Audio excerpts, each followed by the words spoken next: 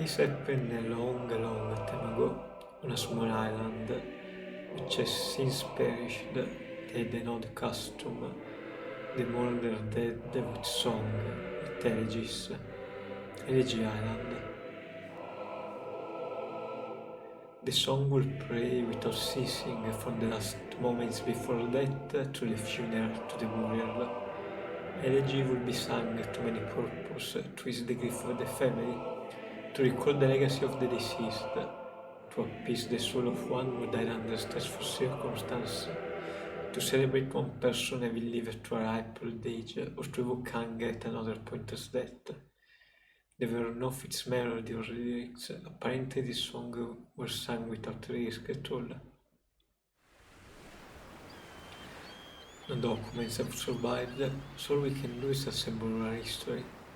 Sighed the archaeologists as she viewed the island from the deck of the ship. The people of that island country had no writing system, which means they had no way to leave behind sign or evidence of their lives. I wish we could at least interview a few survivors, but there weren't any. Every single person was killed. The researcher team's archaeologist is a young woman in her 20s. Her country is the one that destroyed the island. It happened while their ancestors, 7 generations back, were still young people. I hate to badmouth my own country, she said with a shrug, but they really didn't have to go that far. That far is no exaggeration. Her country prided itself on its overwhelming military force. For it to gain mastery over the tiny island would have been as simple as twisting an infant's arm. But her country believed in oppressing its neighbor with force. The leader was thinking more of those neighbors than on the island itself when launching its all-out attack. The island was a mere object lesson. It was scorched from end to end. Every human being on the island, from newborn babies to elders on the verge of death, was killed without mercy. It's odd, said the young woman with a grim smile. There are hardly any records left from that time, even in our country. I suppose for the deed was so terrible they didn't want their descendant to know about it. Her remarks prompted some of the scholars on board to clear their throat at the sound of which she snapped her mouth shut. Sorry, she whispered. You're not much older than I am. You probably don't want to hear about all this sort of stuff anyway.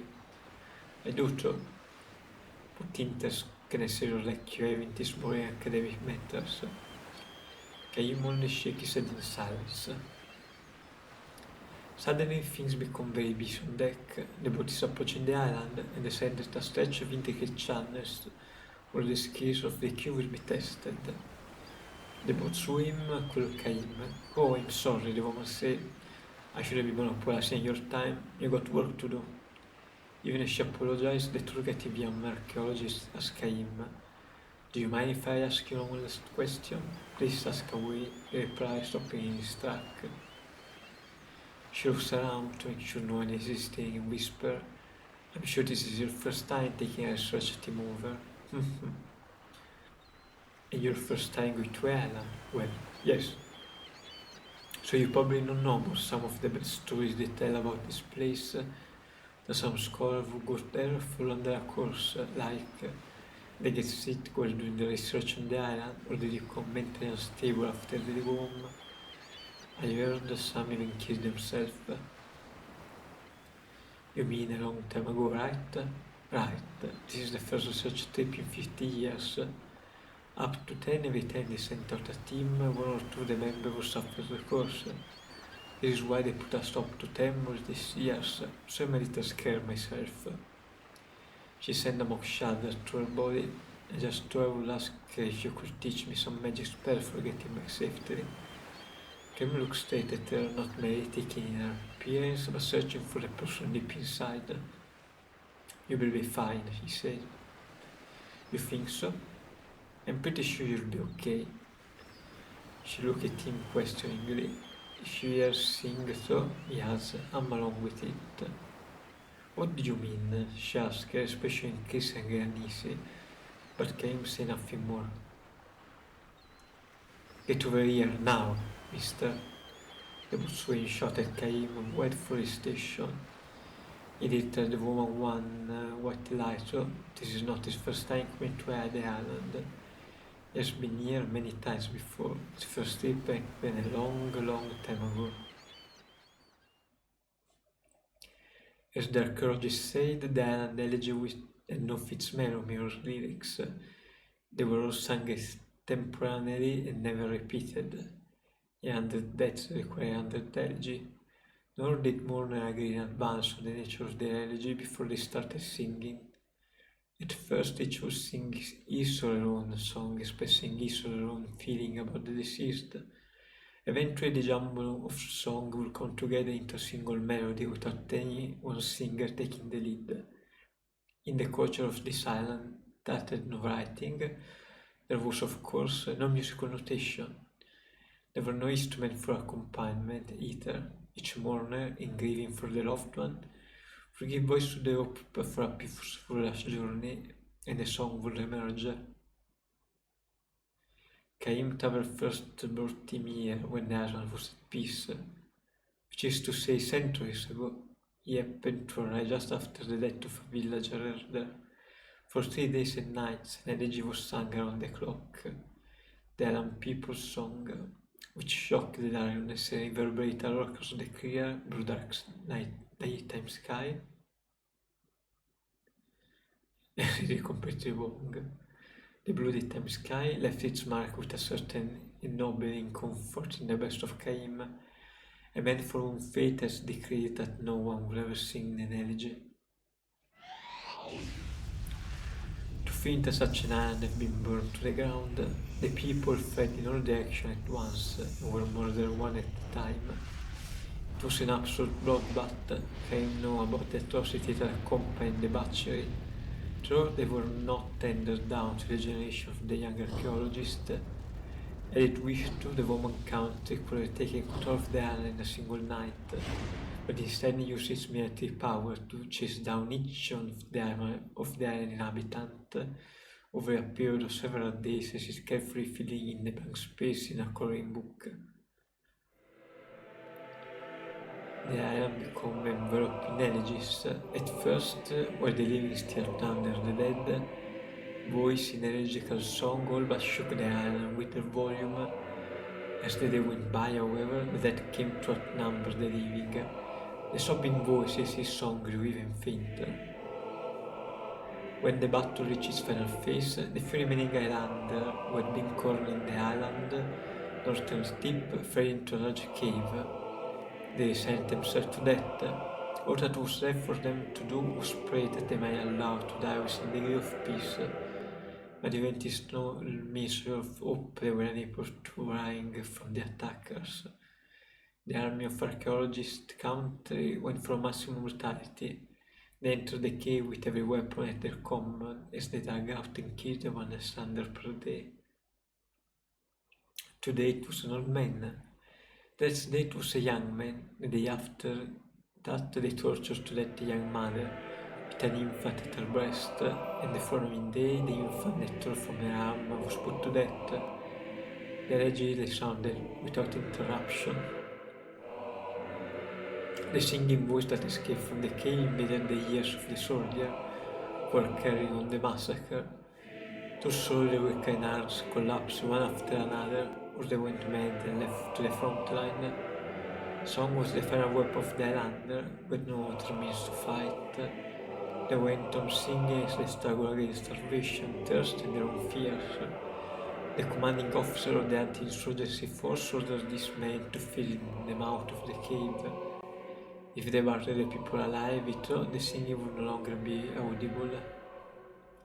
Nevertheless, the singing continued. It went on, day after day, rainy days and clear days, daytime, nighttime, it continued, but no longer without breaks, which gradually increased in length. The singing went beyond being an elegy for a single person. It became a song softer with a sorrow for the living things on the island. About the time the season ended, the last thread of singing died out. The army left the island. Not a single record of this military operation was left. Never again did anyone come to live on the island. first research team in 50 years is plagued with difficulty. One school after another collapses. Almost every day, someone is sent out to the vessel anchored offshore sick, or of the scholar moved with pain blocking their ear.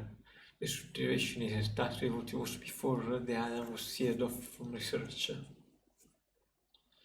Can you know exactly what is happening? The ocean breeze sweeping across the island sound like a song. The branches within the forest sound like a song. Please stop, I beg you, please stop. The scholar cried under the radio, covering their ears. I don't know what he did, it was an ancestor, not us. The scholar moaned this year anger, in the coast of the sounding Elegy. What they say is true, it's not their fault, but they have been given no knowledge of what happened on the island so long ago.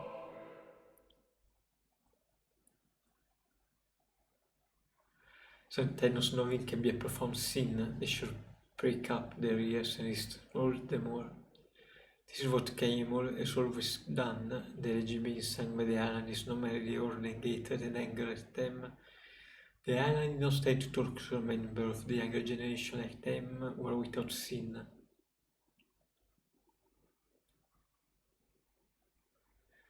Rather than blocking their ears, they shouldn't listen. If they do so, the message will reach them.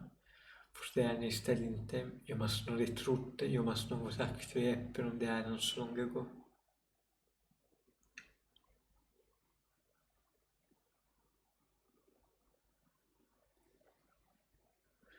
The investigation ended much earlier than originally planned. Most of the research team were returned to the ship, the rest broken, and some of the more seriously remember have been sent home. It is no longer possible to continue the work. The young archaeologist who spoke to Caim on the way in is one of the few who have persevered to the end. Thanks to you, she said to Caim as soon as she climbed from the lounge into the ship. She saw Caim standing on the deck and hurried over to him. She looks haggard, but her fatigue is clearly less physical than mental. Still, I harbor a strong willed gleam. Did you hear the singing? He asked. I did, she said with an odd looking back at the receding island. It was so sad, just as I thought. She was able to pay herself to the sadness.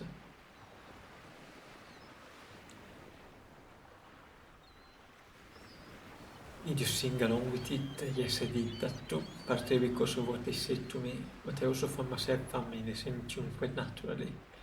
Can you notice my letter? This is the first time he has encountered anyone with the art to hear the Iron's Elegy. This time when he get home, she say, I want to do some serious research on the war. It is something I have to do. I almost feel I don't have any choice in the matter. I'm glad to hear that, he say. I might turn up some fact that my country find inconvenient, but I feel it is absolutely necessary to learn the truth, to know what actually happened. The ship emerged into the open sea. A single white bird flies out from the island as if seeing the ship off on its journey. Tracing a great arc against the blue sky, it says one ringing cry. No longer an elegy, this is a song of joy and forgiveness in the dawn of a new age.